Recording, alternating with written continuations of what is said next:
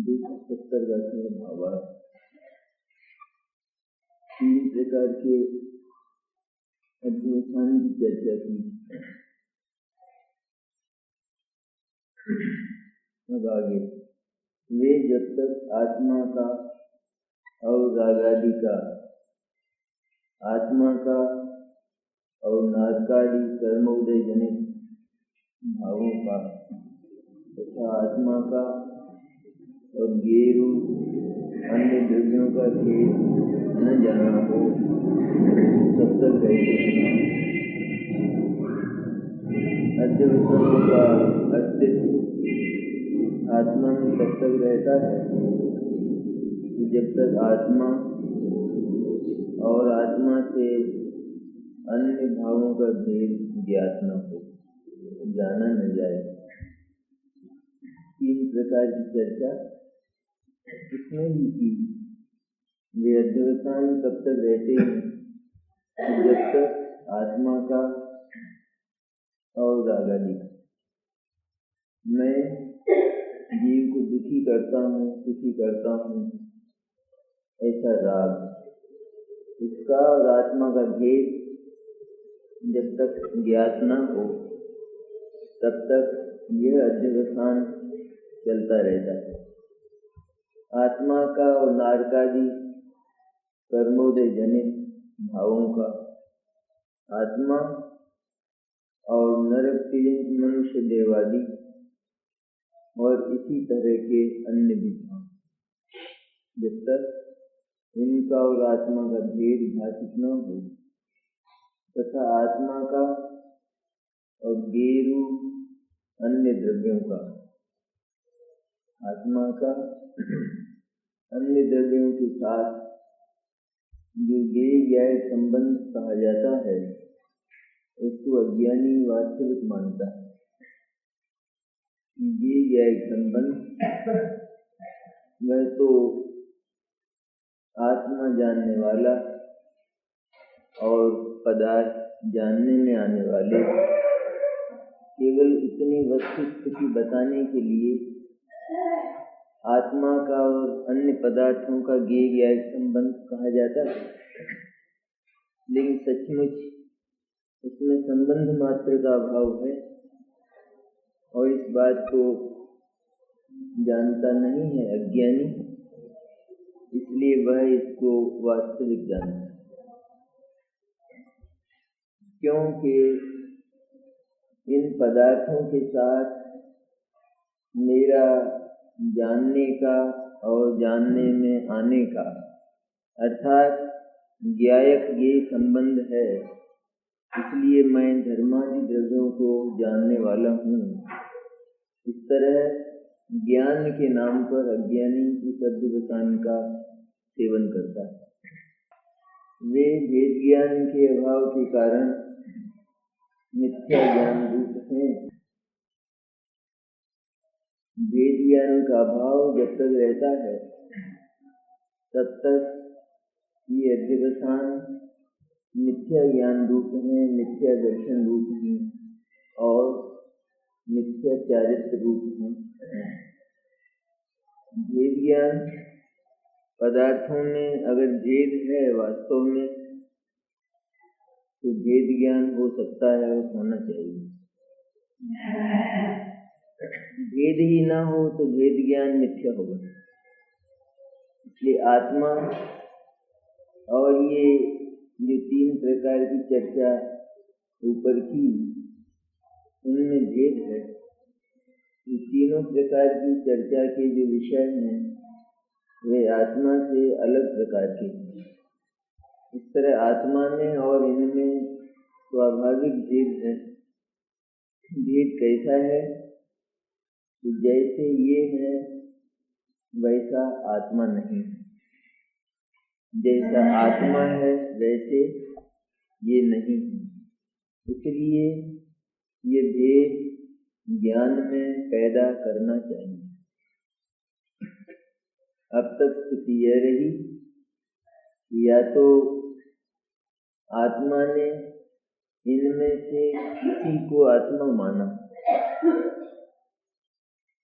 जो आत्मा है अपना, उसको तो आत्मा नहीं माना, इनमें से किसी को आत्मा माना, अथवा सीधा आत्मा न माना तो आत्मा को इनका करने धरने वाला व्यवस्थापक माना और उनको आत्मा का प्रबंध करने वाला माना।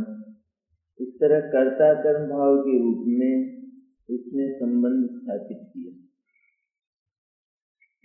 और कुछ नहीं माना तो जानने वाला माना। लेकिन अध्यवसान का एक छोटा से छोटा रूप भी अगर विद्यमान रहे तो यह सागर जैसा अध्यवसान वहाँ विद्यमान रहता है, ये दह में पड़ा रहता है। इस दहने से अध्यवसान का एक एक भाव निकल कर आता रहता है और जब तक वेद ज्ञान का उदय न हो तब तक उसकी संतति चलती ही रहती है। भीतर दह पड़ा है मिथ्या ज्ञान का, तो वहां से अध्यवसान की एक एक पर्याय, जैसे समुद्र में उत्पन्न होने वाली तरंग कब तक पैदा होगी, जब तक समुद्र पड़ा रहता है, दह पड़ा रहता है और वहां से हर समय अध्यवसान की एक एक पर्याय, जैसा यहाँ कहा, निकल कर आया था। तो इस तरह वे वेद ज्ञान के अभाव के कारण वे अध्यवसान मिथ्या ज्ञान रूप है, मिथ्या दर्शन रूप है और मिथ्या चारित्र रूप है। मिथ्या ज्ञान रूप है, मैं अन्य जीव को दुखी करता हूँ, सुखी करता हूँ, इस तरह ये कर्ता कर्म भाव की स्थापना ये मिथ्या ज्ञान है। मैं नारकी हूँ, तिर्यंच हूँ, मनुष्य हूँ, देव हूँ, ये मिथ्या दर्शन है। और इसी तरह विज्ञान के नाम पर अध्यवसान स्थापित किया गया, वो भी मिथ्या ज्ञान का रूप है। मैं धर्मादि द्रव्यों को जानने वाला हूँ, ये मिथ्या ज्ञान है।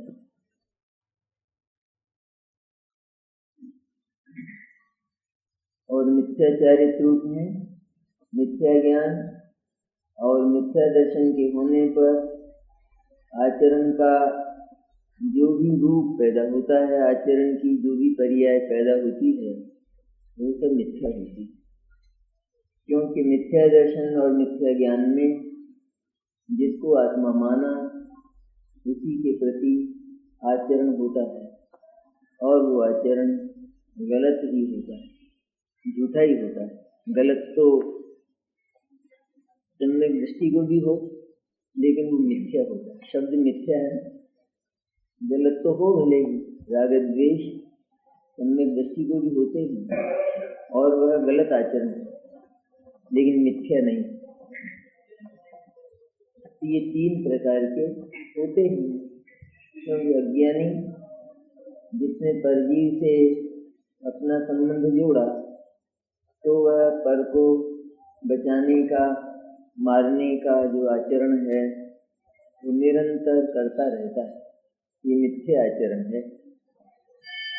ये ज्ञान और ये श्रद्धा समाप्त हो जाने पर भी आचरण तो रहता है, लेकिन क्योंकि वह आचरण उसको पर जानकर, अन्य जानकर रहता है, इसलिए वहाँ आत्मभाव स्थापित नहीं होता, तो उस आचरण को मिथ्या नहीं कहते। किसी के घर में दो प्रकार से जाया जा सकता है।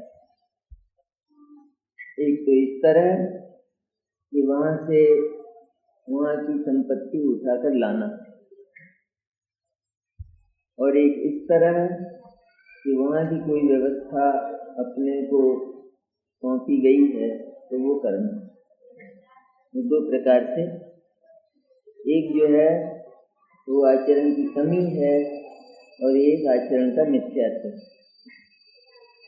तो इस तरह अज्ञानी को तो आचरण सर्वथा मिथ्या ही होता है, क्योंकि इसने तो अपनी सत्ता के रूप में अन्य भाव को ही अपनी सत्ता निश्चित किया, तो सत्ता को सर्व प्रकार से पूरी तरह से इनकार किया है, भूला है। आत्मा नाम का कोई शुद्ध चैतन्य तत्व है, इसको अज्ञानी जानता ही नहीं,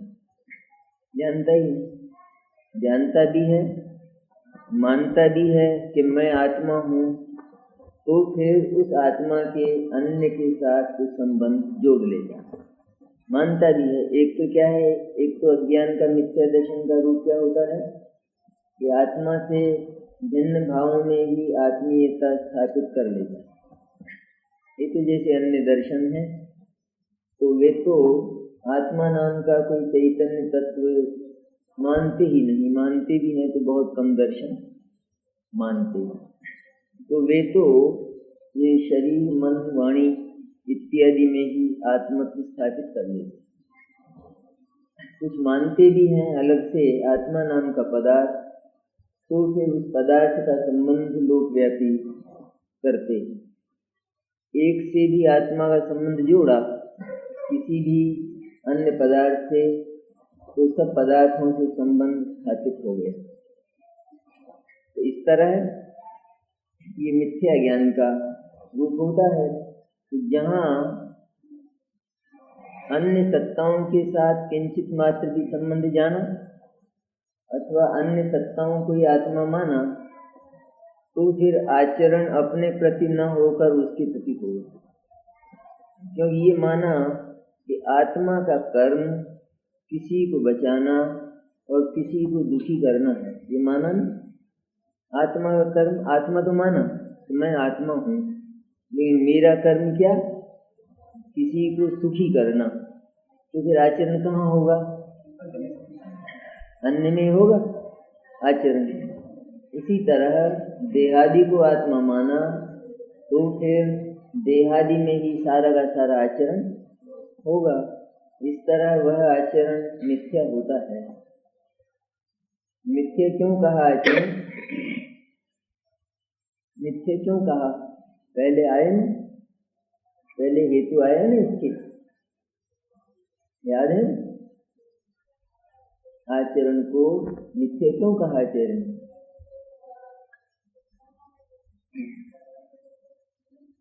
क्योंकि ये आचरण अकिंचित कर है। आचरण का जो यह अध्यवसान है वह अकिंचित कर है। पर में कुछ करने के लिए तो ये कमर कस के खड़ा होता है, और क्या होता है? कर कुछ नहीं पाता। कुछ कर पाता तो मिथ्या नहीं होता, कुछ भी कर पाता, थोड़ा भी कर लेता, तो इसको फिर लोक व्यापी छूट मिल जाती। लेकिन जरा भी कर नहीं पाता है और तूफान की तरह से करने के लिए प्रतिबद्ध होता है, मैंने इसमें दम नहीं है और दिखाता बहुत है अपने। ऐसे लोग नहीं होते दुनिया में, ऐसे शोई आदमी, शो जो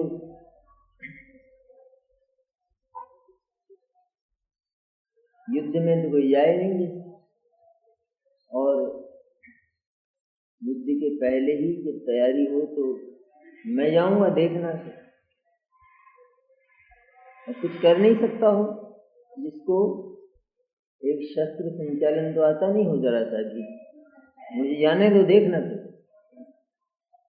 और वहां जाता है तो प्राण निकल जाते, यूं हाथ पैर हिलाई बने, मिथ्या हुआ नहीं, कुछ कर पाया।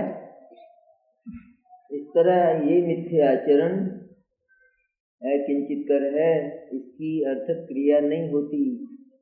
जिसकी अर्थक क्रिया ना हो उसको कोई भी समझदार आदमी लंबा नहीं करेगा, उसकी संतति नहीं चलाएगा, होता ही नहीं है, फालतू क्यों मेहनत करना।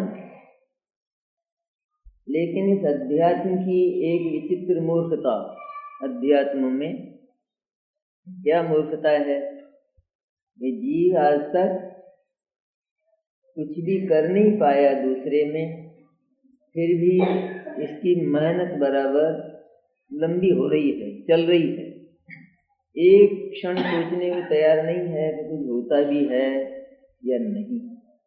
तर्कस के तर्कस खाली हो गए, बाण किसी को लगा नहीं अंधेरे में, और मान रहा है कि कई मर गए, कहते हैं मेरे मुंह, एक को भी लगा नहीं। वे अध्यवसान जिनके नहीं हैं वे मुनि कुंजर हैं, जिनके वे अध्यवसान नहीं है, जिन्होंने उन अध्यवसानों को समाप्त कर दिया, वे मुनियों में श्रेष्ठ हैं, मुनियों में हाथी के समान। मुनि को हाथी नहीं कहा है, मुनि कुंजर, मुनि कुंजर है। जिनवर वृषभ का नहीं, जिनवर वृषभ बैल का गया तो क्या कहा है?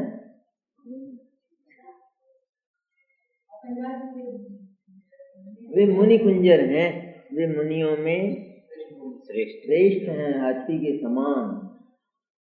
वे आत्मा को सम्यक जानते हैं, सम्यक श्रद्धा करते हैं और सम्यक आचरण करते हैं। सीधा सरल मार्ग ये है। वैसे लोक में तो हर आदमी को पसंद आता है कि अपने को अपना घर प्यारा, अपने घर में रहो, और वहाँ जो आराम है वो दुनिया में कहीं भी नहीं है। सारी दुनिया घूम कर आओ, लेकिन घर में जो आराम मिलेगा वो कहीं भी नहीं मिलेगा। कहीं चले जाओ, अपने घर से अच्छी जगह जाओ, अच्छी जगह, अपने घर में सुविधा कम हो, दूसरी जगह सुविधा ज़्यादा हो, तो भी अपना घर उससे अच्छा है। वो किस लिए अच्छा है, उसमें क्या बात है? बाहर जाएं और 5 स्टार होटल में ठहरे, 3 स्टार, कितने स्टार होते हैं? 5 स्टार। वहाँ जाकर ठहरे, बढ़िया 1000 रुपये रोज का कमरा ले, वो आराम मिलेगा घर में? अपना घर है 5 स्टार, नहीं है ना? होता 5 स्टार जैसा कमरा अपने यहाँ? आराम कहाँ ज्यादा रहता है? अपने घर। ये नहीं बोलता है, देखो इसको 5 स्टार में ज्यादा मिलता है।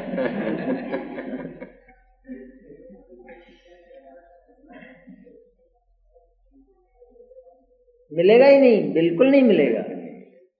इसका कारण है कि घर में जो आजादी है वो कहीं भी नहीं है। आजादी सबसे प्रिय तत्व है आदमी का।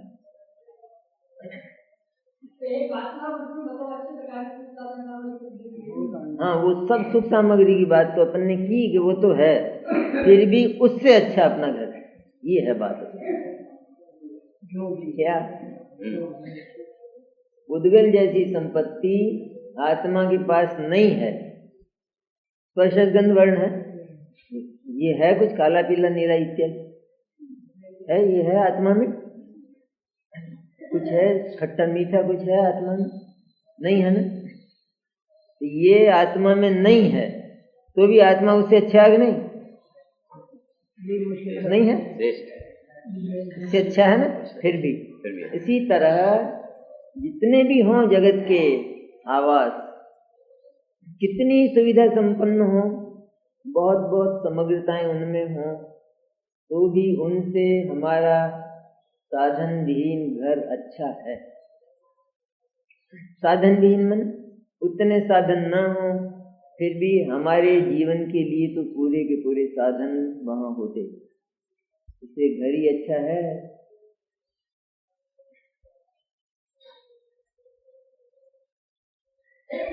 तो वे मुनि कुंजर क्या करते हैं? तो मुनियों का देख लो स्वरूप लिखा इसमें। वे अध्यवसान जिनके नहीं हैं वे मुनि कुंजर हैं। क्या करते हैं वे वे आत्मा को सम्यक जानते हैं। अब इस आत्मा को चंबल में डाले क्या करे? ये आत्मा लाते हैं बार बार आचरण, क्या करें?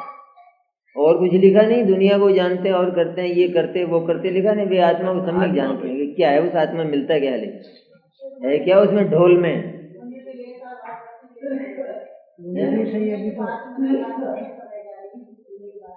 हाँ, मुनि कुंज क्यों श्रेष्ठ बात की जाती है, लेकिन अपने अपने लायक तो सब में है ना। और दिवसान की समाप्ति दर्शन होने पर हो जाती है ना। क्यों? आचरण भी आया ना इसमें, श्रेष्ठ आचरण मुनिराज का होता है, इसलिए मुनि शब्द लिया। लेकिन सम्यक दृष्टि को आचरण ही नहीं होता हो ऐसा तो नहीं है ना। जितना उनको होता है उतने तो वे भी हैं कि नहीं। आचरण की कमी है, लेकिन दर्शन और ज्ञान तो जितना मुनियों के पास है उतना ही सम्यक दृष्टि के पास है। मुनिराज भले ही 12 अंक के पाठी हों, 12 अंक के पाठी, और सम्यक दृष्टि वो नहीं हो, बहुत थोड़ा ज्ञान हो, अल्प ज्ञान, लेकिन मुनिराज भी इस 12 अंग जितने ज्ञान से केवल आत्मा का अनुभव करते, और ये सम्यक दृष्टि भी अपने उस अल्प ज्ञान से उतने ही आत्मा का अनुभव करता नहीं। ये जो राष्ट्र के लोग होते हैं बड़े बड़े, तो उनका ज्ञान कितना होता है? सारे विश्व जितना ज्ञान होता है नहीं? सारे विश्व की राजनीति को जानना पड़ता नहीं? सारे विश्व में कोई नए नए जो प्रकरण खड़े होते हैं तो वे उनको जानने पड़ते हैं कि नहीं? नहीं तो कोई जो है इंटरव्यू ले उनका, उनसे पूछे तो वो कहेंगे मेरे को पता नहीं, उसका तो किस्सा खत्म हो जाएगा। नहीं तो आपके क्या विचार हैं? ये जो ये प्रकरण हो रहा है इराक ईरान में और अफगानिस्तान में, और तो बताना पड़ेगा कि नहीं? नहीं बताना पड़ेगा। ये कहेगा अभी मैंने सोचा नहीं, अभी मुझे पता नहीं है। सब होना पड़ता है ना, इतना ज्ञान है ना। लेकिन उनको अपने घर को अपना मानने के लिए कितना ज्ञान चाहिए?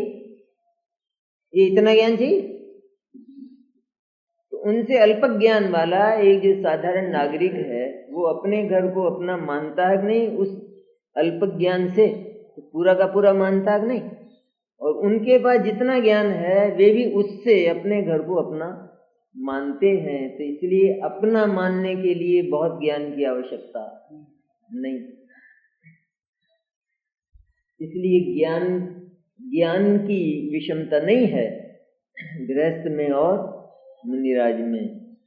हो सकता है गृहस्थ को ज्ञान ज्यादा हो, श्रावक को, मुनिराज को कम भी हो। ये लोकांतिक देव होते हैं ना, द्वादशांग पाठी होते हैं। हाँ, यहाँ तो द्वादशांग का लोप ही हो गया है जैसे, तो ना हो, लेकिन जरूरत नहीं है उसकी। अपना काम बनाने के लिए जितने ज्ञान की आवश्यकता है वो सभी सैनी पंचेंद्री जीवों के पास है। तो मुनिराज क्या करते हैं? देखो बहुत अच्छी है बात, वे आत्मा को सम्यक जानते हैं। तो मुनियों का काम सिर्फ केवल आत्मा को जानना, आत्मा की श्रद्धा करना और आत्मा का आचरण करना होता है। क्यों करते हैं वे ऐसा? क्योंकि अपने घर में जो आराम और जो आनंद है वो अन्यत्र नहीं है। इस सिद्धांत के अनुसार वे निरंतर उस आनंदमय आत्मा में ही आचरण करते हैं, उसी में विहार करते हैं। क्योंकि आत्मा बहुत साधन सामग्री वाला है, उसके भीतर बहुत बहुत संपत्ति आत्मा के भीतर। ऐसा एक बार निश्चय हो जाने पर भले ही मन किसी दूसरी जगह चला जाए लेकिन लगा तो आत्मा में ही रहता है। मुनिराज छठे गुण स्थान में आते हैं लेकिन मन आत्मा में लगा रहता है। भले उस समय आत्मा का अनुभव नहीं करते लेकिन मन लगा रहता है आत्मा में।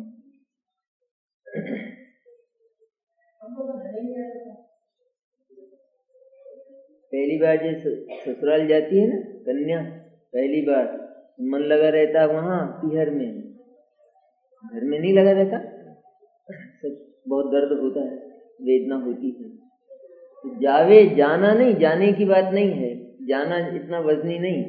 मन अन्य जगह भी जाता है, शुभोपयोग में भी जाता है, ज्ञानियों का मन अशुभोपयोग में भी जाता है, लेकिन लगा रहता है आत्मा में, क्योंकि वो आनंद का स्थान है, इसलिए वहीं आचरण करते हैं। इसलिए अज्ञान के अभाव से सम्यक दर्शन ज्ञान चारित्रूप होते हुए कर्मों से लिप्त नहीं होते। इसलिए अज्ञान का अभाव हो जाने के कारण सम्यक दर्शन ज्ञान चारित्र स्वरूप जिनका आचरण है, जिनकी वृत्ति है, वे मुनिराज कर्म से लिप्त नहीं होते। अध्यवसान छूट गया, इसलिए भीतर तो कर्म का लेप है ही नहीं, भाव में कर्म का लेप नहीं है ना। जो रागद्वेष आदि भाव हैं, नरक तिरंच आदि भाव हैं, इनसे अपने आप को भिन्न अनुभव करते हैं, वहां लिप्त नहीं होते। एक तो ये, और दूसरा इस अध्यवसान के कारण बंधने वाले जो कर्म हैं, वे ज्ञानियों को, मुनिराज को बनते नहीं है। इस तरह कर्म से लिप्त नहीं होते हैं।